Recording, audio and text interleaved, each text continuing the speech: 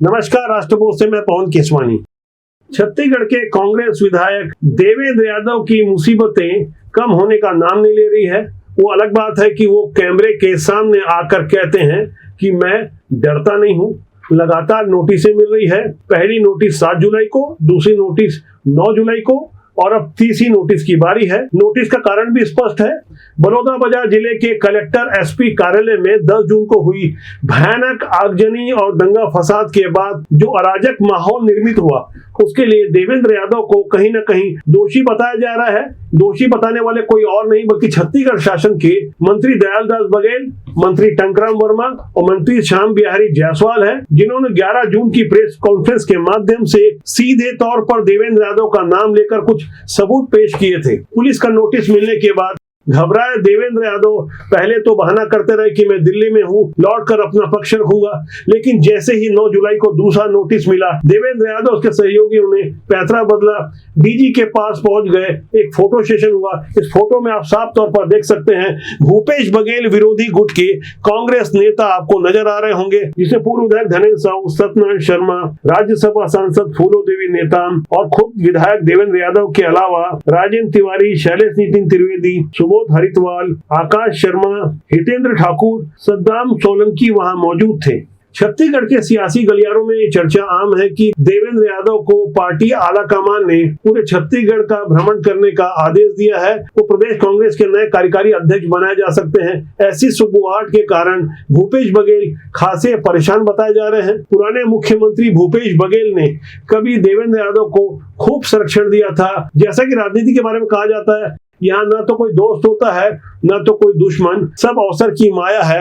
वक्त क्या कुछ नहीं कराता। बलौदाबाजार दंगा कांड में आखिर देवेंद्र यादव 10 जून को सतनामी समाज के कार्यक्रम में क्या करने गए थे? उन्हें वहां कौन बुलाया था? क्या देवेंद्र यादव ही कांग्रेस के ऐसे इकलौते चहेते विधायक थे जिन्हें सतनामी समाज की ओर से आमंत्रण दिया गया था? उस दंगा फसाद में जहां न केवल एसपी कलेक्टर के कार्यालय में आग लगाई गई, बल्कि कई अन्य कार्यालय जलाए गए, कई सरकारी वाहनों के अलावा निजी लोगों के वाहन जलाए गए, लूटपाट हुई, सरकारी दस्तावेज जलाए गए, कई सबूत बरामद हुए हैं सीसीटीवी कैमरे के अलावा।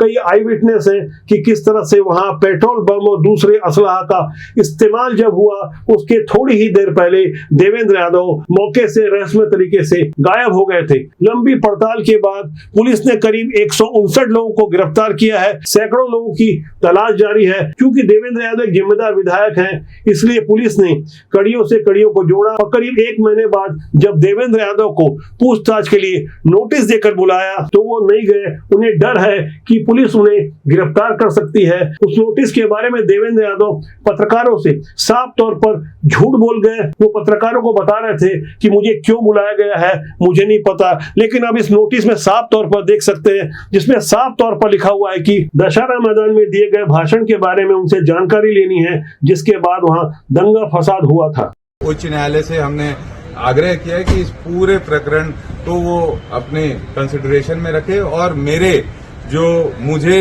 नोटिस देकर बुलाया गया है उस परिप्रेक्ष्य में भी मैंने उसमें लिखा है कि उस नोटिस में इस बातों का उल्लेख नहीं है कि किस लिए बुलाया गया है, क्या कारण है बुलाने का। तो इन सभी चीजों को लेकर मैं उच्च न्यायालय गया हूं और न्यायालय का जैसा निर्णय रहेगा उसका पालन हम करेंगे। मीडिया में इस बयानबाजी से पहले देवेंद्र यादव रायपुर में पत्रकारों को कुछ और ही बात बोल गए थे। वो सीधे तौर पर बलौदाबाजार दंगा कांड में शामिल सूर्यकांत वर्मा जो एनएसए के अध्यक्ष हैं, उनके बचाव में आ गए। करीब 25-26 जून को सूर्यकांत वर्मा को दंगा फसाद में शामिल होने और मोबाइल लूटने के आरोप में गिरफ्तार किया गया है। इसी सूर्यकांत वर्मा के बारे में देवेंद्र यादव बता रहे थे कि उसका एग्जाम चल रहा था। हम ये समझने की कोशिश कर रहे थे कि आखिर 25-26 जून को कौन सा एग्जाम चल रहा था। सूर्यकांत वर्मा को तो 17 साल का भटका हुआ नौजवान बता रहे थे। इस दौरान उनसे पत्रकारों ने मंत्री द्वारा लगाए गए आरोपों के बारे में पूछा तो वो सीधे तौर पर कहने लगे, मंत्री मुझे दस्तावेज दिखाए। यानी देवेंद्र यादव को कुछ पक्के सबूत चाहिए। ऐसी ढेर सारी बातें कहते कहते देवेंद्र यादव ने तो यहाँ तक कह दिया कि छत्तीसगढ़ के डीजी साहब उनके मोबाइल में आए हुए व्हाट्सएप चैट को देखकर चौंक गए। बलौदाबाजार समर्थन करने खुद गया था अकेले। जब मैं वहां पहुंचा तो अच्छा डीजी साहब की बात कर रहे हैं, वहाँ बलौदाबाजार की। जब मैं वहाँ पहुँचा तो मुझे, चूंकि वहाँ के स्थानीय साथियों को कुछ जानकारी मिल गई होगी कि देवेंद्र आ रहे हैं, तो पुराना संबंध होता है। वहाँ के NSUI का जो विधानसभा अध्यक्ष है वर्मा, जिसका एग्ज़ाम चल रहा है, उस बच्चे को 17-18 साल का है ना भैया, उस बच्चे को जेल 307 में भेज दिए। वो मेरे साथ वहाँ पहुँचा, मैं तो नाम से भी नहीं जानता था, बाद में भिलाई से गए थे लोग आपके साथ, ऐसा ये सब ऐसी कोई बात नहीं है। सरकार के मंत्री ने जिस दिन ये प्रेस कॉन्फ्रेंस लेके बोला कि देवेंद्र यादव ने का इसमें योगदान है, हाथ है, मैंने उसी दिन मीडिया के माध्यम से ये सवाल कहा था मंत्री जी को कि आपके पास एक दस्तावेज है तो आप उसको सामने प्रस्तुत करिए, मैं जेल जाने के लिए तैयार हूं। मैं समर्थन करने गया था आपके पास। मैं तो पूछना चाहता हूं, इतना बड़ा आंदोलन हो रहा था तो वहां IB LIB क्या कर रही थी? क्या उसके पास वीडियो नहीं है? क्या उसके पास फुटेजेस नहीं है? अगर है तो उसको सार्वजनिक करे कि देवेंद्र यादव का नाम ले लो। उनके परिवारों के साथ उस दिन मैं SP कार्यालय भी जाऊंगा मेरी मीटिंग के बाद कि भाई इनको तो ये आरोप लग रहा है, इस पे कोई आप जांच करेंगे। आज हमने DG साहब को बताया, DG साहब को मैसेज दिखाए तो DG साहब खुद भी शॉक हो गए और चौंक गए, बोले कि ये बहुत बड़ा अपराध है। तो जैसा कि आपने सुना, DG साहब चौंक गए थे। कैसे चौंके होंगे, किस तरह से चौंके होंगे, ये तो DG साहब ही जाने या ईश्वर जाने। लेकिन छत्तीसगढ़ में कांग्रेस की राजनीति के अंदर खाने जो कुछ चल रहा है सबको नजर आ रहा है। खासकर भूपेश बघेल की भूमिका देवेंद्र यादव के बलौदाबाजार दंगा कांड को लेकर बेहद रहस्यमय बनी हुई है। एक रहस्यमय सी चुप्पी। आमतौर पर भूपेश बघेल कोई मौका नहीं छोड़ते कि छत्तीसगढ़ की भारतीय जनता पार्टी सरकार को घेरा जाए, लेकिन जैसा कि भाजपा के जिम्मेदार मंत्री साफ तौर पर सरकार की ओर से यह पक्ष रख रहे थे कि देवेंद्र यादव इस घटना में सीधे तौर पर किसी न किसी तरह शामिल है, सबूत भी दिखा रहे थे। अब तो पुलिस के 2-2, 3-3 नोटिस भी जा रहे हैं, बावजूद इसके आखिर भूपेश बघेल देवेंद्र यादव के बचाव में क्यों नहीं आ रहे हैं? ये चुप्पी क्या कहती है? हर कोई समझ रहा है, जान रहा है कि किस तरह देवेंद्र यादव खासकर राहुल गांधी के बेहद करीबी हो चुके हैं। चाहे भारत जोड़ो यात्रा हो, चाहे भारत जोड़ो न्याय यात्रा हो, इन दोनों ही मौकों पर देवेंद्र यादव ने अपने साथ ढेर सारे युवाओं को ले जाकर लाखों रुपए खर्चा कर किस तरह का प्रबंधन किया था, किस तरह की राहुल गांधी के लिए व्यवस्था करवाई थी। उसी व्यवस्था का इनाम देवेंद्र यादव को मिला। बिलासपुर की वो लोकसभा सीट जिसे हर हाल में भूपेश बघेल रुकवाना चाहते थे, लेकिन टिकट भी मिली, राहुल गांधी भी सभा में आए और देवेंद्र यादव का पूरे छत्तीसगढ़ में दौरा भी शुरू हो गया। इस तरह से छत्तीसगढ़ कांग्रेस के अंदर एक और गुट साफ तौर पर नजर आने लगा।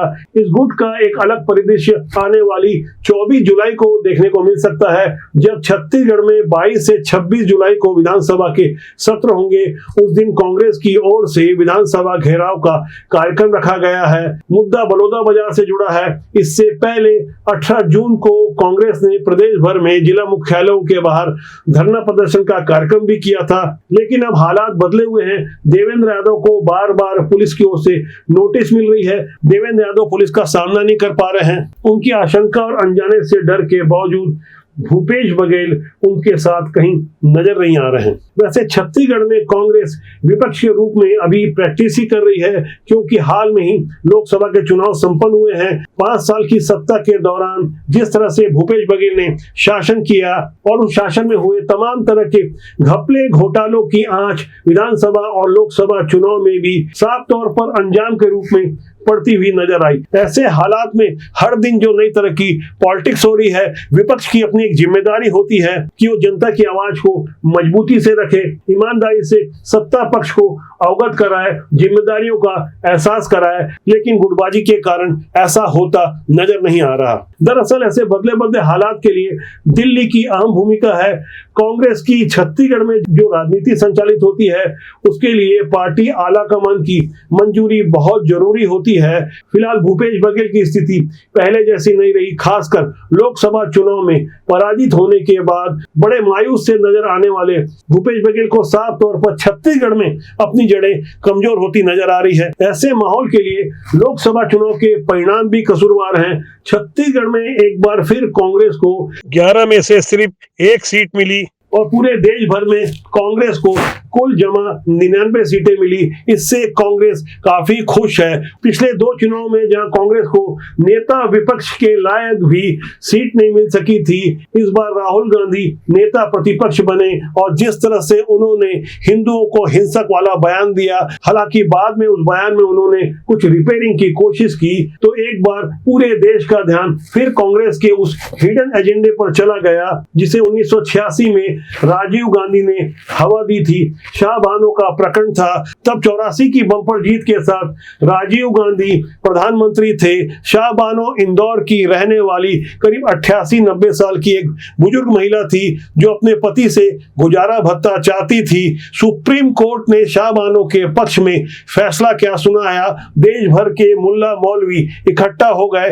एकजुट होकर उन्होंने उस समय की राजीव गांधी सरकार पर इतना दबाव बनाया कि उस समय के प्रधानमंत्री राजीव गांधी को लगा कि शरिया कानून ही भारत के संविधान से ज्यादा ऊंचा है। आज जो भरी सदन में संविधान अपने सर पर रखकर या कैमरे के सामने बार बार संविधान संविधान चिल्लाकर ये बताने की कोशिश करते हैं कि वही संविधान के सबसे बड़े हितरक्षक हैं, तो ऐसे माहौल में तेलंगाना के हैदराबाद हाई कोर्ट का जो फैसला आया है उसने 1986 के शाहबानो प्रकरण की याद दिला दी, जब भारत के सुप्रीम कोर्ट के आदेश को भी झूठा या गलत साबित करने के लिए राजीव गांधी ने एक नया ही कानून बना दिया था। शरिया कानून के समर्थन वाला बोतल में बंद वो जिन एक बार फिर लगता है हैदराबाद हाई कोर्ट के फैसले के साथ निकलकर बाहर आ गया है। हैदराबाद हाई कोर्ट ने मोहम्मद अब्दुल समद को अपनी पूर्व पत्नी को 10,000 रुपए अंतरिम गुजारा भत्ता देने का आदेश सुनाया था, लेकिन अब्दुल समद ने इन्हें चुनौती दी थी। उनके वकील का कहना था मुस्लिम महिला विवाह विच्छेद अधिकारों का संरक्षण 1986 ये उसी कानून की याद दिला रहे थे जिसे राजीव गांधी की सरकार ने बनाया था। उसी कानून के चलते तलाकशुदा मुस्लिम महिला दंड प्रक्रिया संहिता CRPC की धारा 125 के तहत गुजारा भत्ता नहीं ले सकती। लेकिन ये मामला जब सुप्रीम कोर्ट में गया तो सुप्रीम कोर्ट ने इस दलील को खारिज कर दिया। सुप्रीम कोर्ट ने अपने ऐतिहासिक फैसले में कहा महिलाओं की आस्था चाहे कुछ भी हो, CRPC की धारा 125 के तहत भरण पोषण की हकदार है। मोहम्मद अब्दुल समद ने 1986 में बने कानून का सहारा लेने की कोशिश की, लेकिन हैदराबाद हाई कोर्ट के आदेश पर सुप्रीम कोर्ट ने भी मुहर लगा दी। सुप्रीम कोर्ट ने कहा कि संसद ने कभी भी तलाकशुदा मुस्लिम महिलाओं के अधिकारों को इद्दत अवधि तक सीमित रखने की मांग नहीं की। हम यह निष्कर्ष निकालने के लिए इच्छुक है कि CRPC 1973 की धारा 125 के धर्मनिरपेक्ष प्रावधान और 1986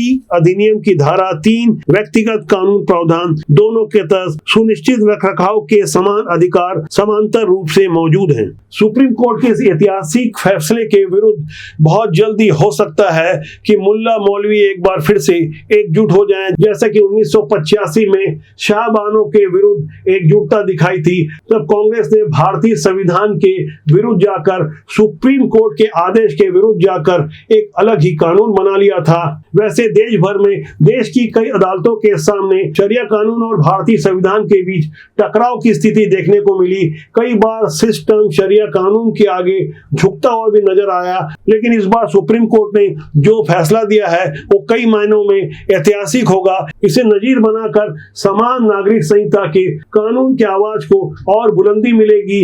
वैसे इस वक्त देश में मौजूदा मोदी सरकार के एजेंडे में भी ये कानून शामिल है। अयोध्या में राम मंदिर का निर्माण और कश्मीर में धारा 370 की समाप्ति के बाद पूरे देश में एक समान कानून लागू करने का दबाव भी है। इससे पहले ट्रिपल तलाक के मुद्दे पर जिस तरह से केंद्र सरकार ने अपना रुख स्पष्ट किया और उसका नतीजा साफ तौर पर 2017 में यूपी चुनाव में जिस तरह से भारतीय जनता पार्टी को जीत मिली थी, उस जीत का जब अध्ययन किया गया तो पता चला कि मुस्लिम महिलाओं ने खुलकर भारतीय जनता पार्टी को वोट दिया है। अब कांग्रेस के सामने धर्म संकट यह है, सुप्रीम कोर्ट ने जो हाल में ही फैसला दिया है, यदि उसका विरोध किया जाएगा तो पहले से कहीं ज्यादा जागरूक हो चुकी हिंदू आबादी क्या कांग्रेस के साथ खड़ी होगी। वोट बैंक की ऐसी पॉलिटिक्स को देश की जनता भी खूब समझ रही है कि किस तरह से कभी देश में गरीबी हटाओ तो कभी जातिवाद के नाम पर एक अलग वोट बैंक बनाया गया। वोटों के ध्रुवीकरण के लिए मुस्लिम तुष्टीकरण को भी